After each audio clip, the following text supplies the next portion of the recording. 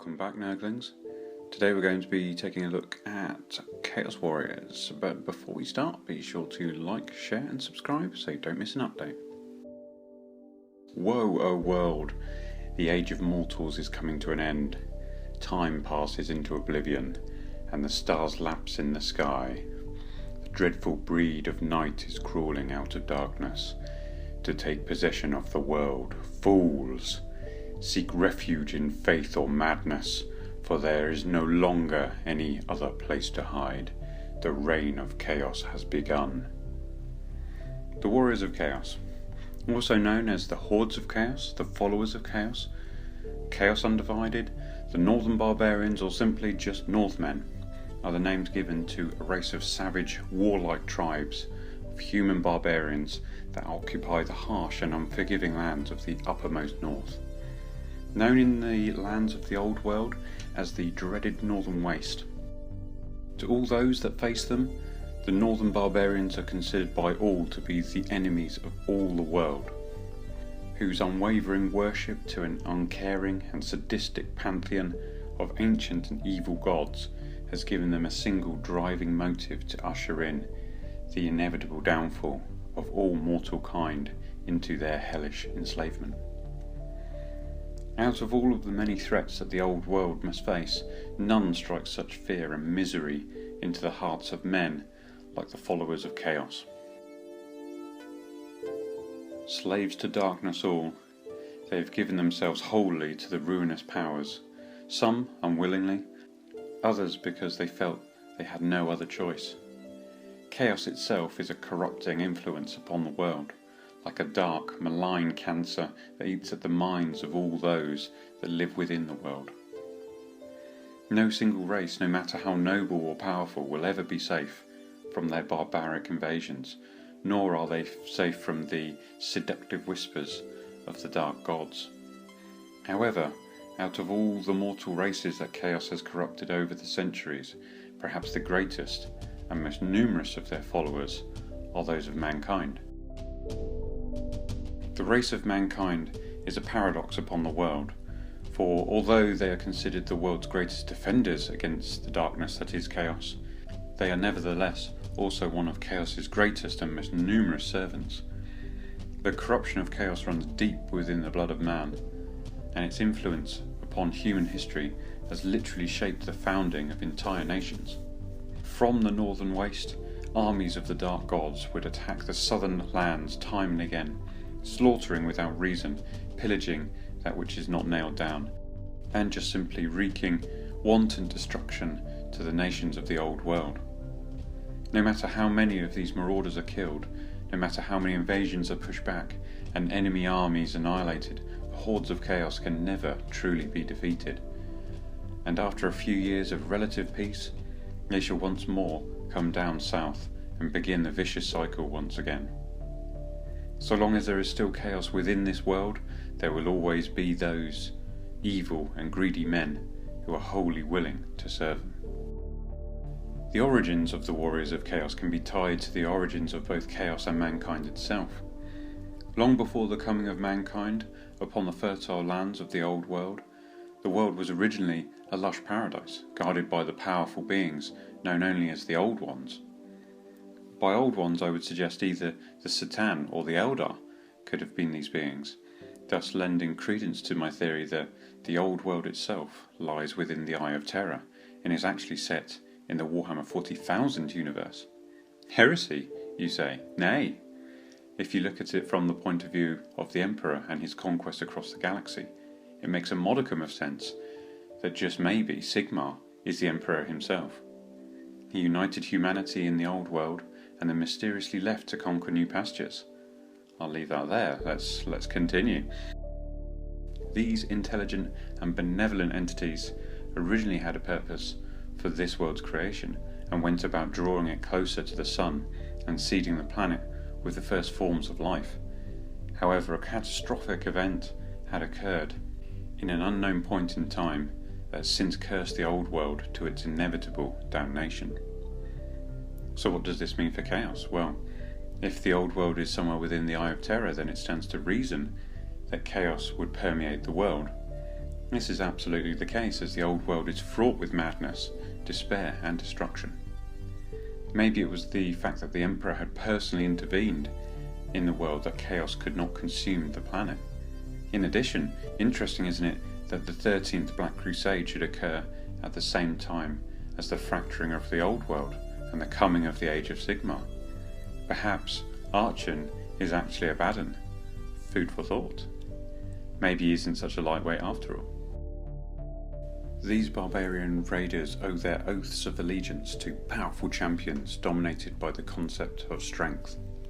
Most, if not all, of the barbarians of the Northern Wastes start out life as a member of a tribe or clan amongst the peoples of the Norse, Kurgan and Hung. These Northmen societies are usually comprised of many different cultures, traditions and their own respective versions of the Chaos Gods. Nonetheless, each of these tribes usually follow the same type of social structure based upon the strongest ruling over all.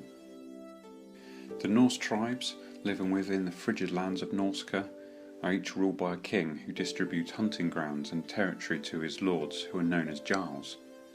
The Jarls in turn bestow gifts and favour upon their sworn warriors, who are known as bondsmen. Warriors occupy the most vaunted and esteemed place in Norse society, due to the warlike nature of the northern tribes and their insatiable lust for glory and battle. The rest of Norscan society consists of the elderly, the infirm and the women. At the very bottom rung of Norscan society lies the thralls, slaves taken in raids for use as menial labour, as consorts and worse, as sacrifices to appease the dark hunger of the Chaos Gods.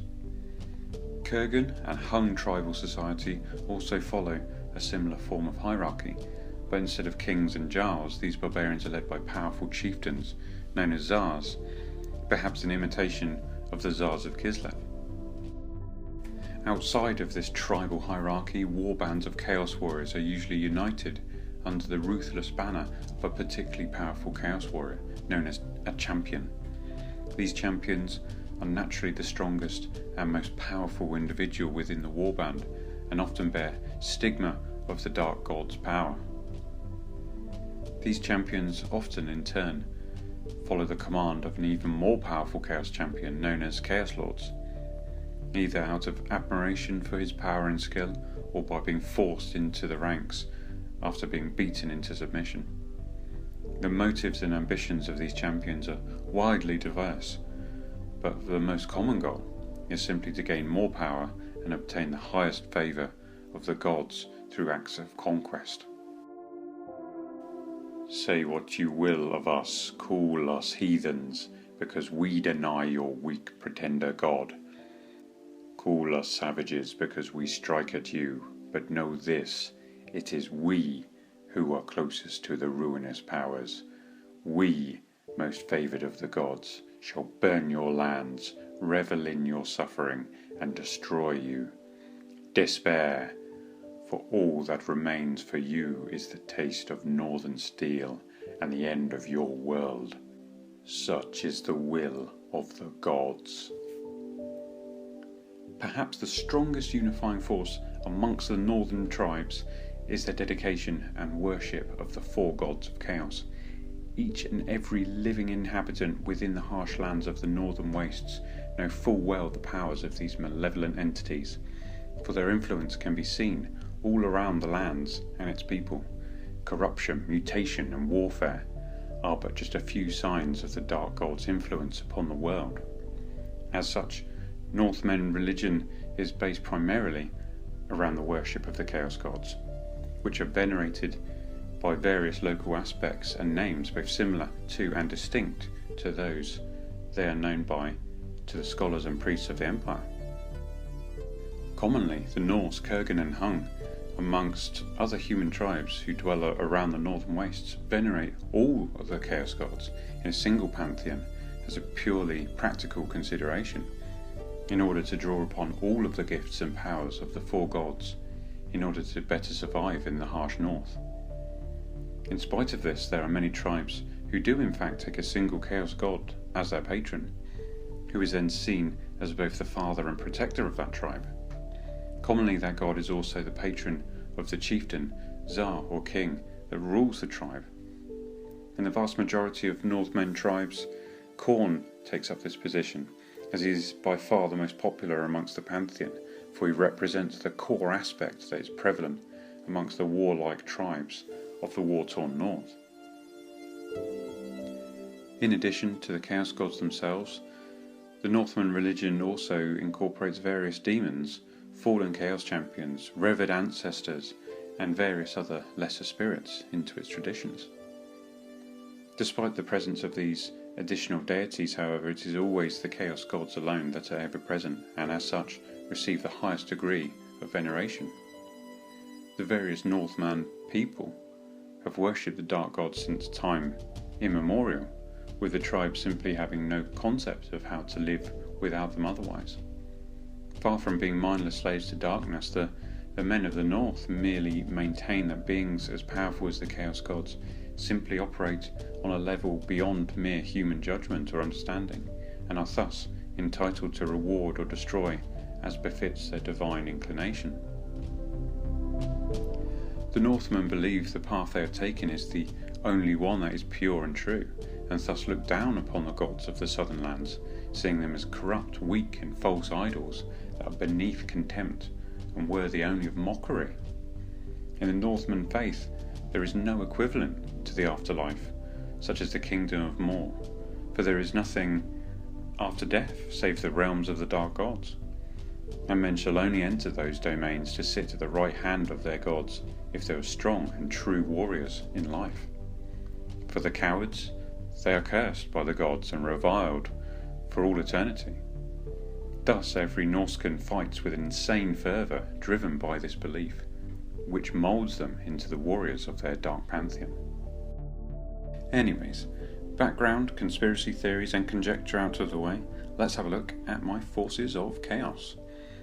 Chaos Warriors are a stalwart of content in my Building a Realms of Chaos Army series, and rather than spam you with never-ending videos of them, I thought it would be better to group them all together and show them all at once.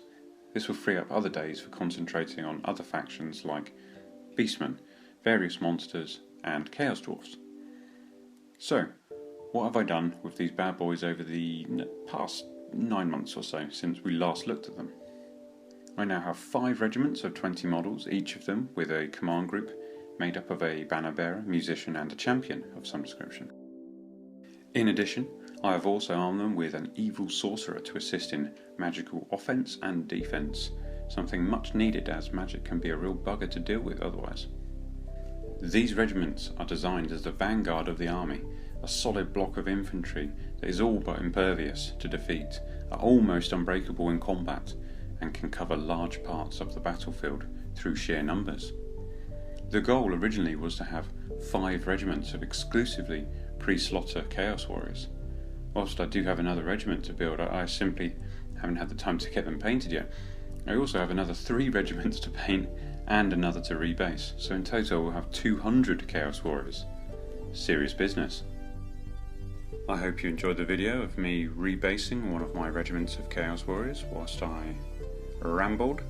Be sure to like, comment and subscribe, and thanks very much for watching. Peace.